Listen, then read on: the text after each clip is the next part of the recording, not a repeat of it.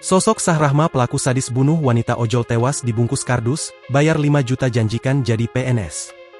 SR alias Sahrahma 39 tahun, ditetapkan tersangka pembunuhan terhadap driver ojol yang ditemukan tewas terbungkus kardus di Gresik, Jawa Timur, Minggu, 27 Juli 2025. Sahrahma sempat berusaha melawan petugas saat diamankan di Dusun Bibis Desa, Menganti, Kecamatan Menganti, Kabupaten Gresik.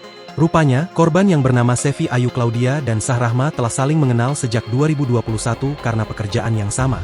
Namun hubungan keduanya berubah menjadi tragedi setelah muncul konflik yang didasari oleh janji korban.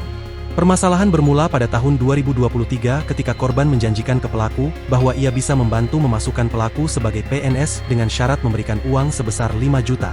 Karena tak kunjung terwujud, menjadi tekanan tersendiri bagi pelaku apalagi di tengah kondisi ekonomi yang mendesak karena sang istri sedang mengandung. Tersangka pun terus menagih uangnya dikembalikan namun korban belum bisa melunasinya dengan dalih sedang diusahakan. Ternyata perasaan kecewa yang terus memuncak membuat Sahrahma menyusun rencana sadisnya. Pelaku lalu memancing korban dengan menawarkan pekerjaan di tempat usaha fotokopi miliknya di Desa Urangagung, Kecamatan Sidoarjo, Kabupaten Sidoarjo. Pada Sabtu, 26 Juli 2025, sekitar pukul 16.45 WIB, Sevi pun datang ke lokasi sesuai janji.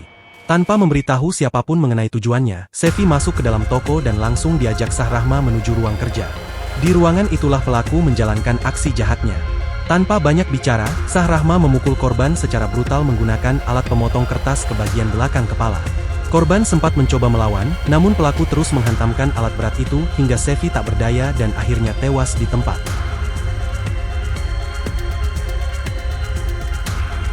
Download Tribun X sekarang, menghadirkan lokal menjadi Indonesia.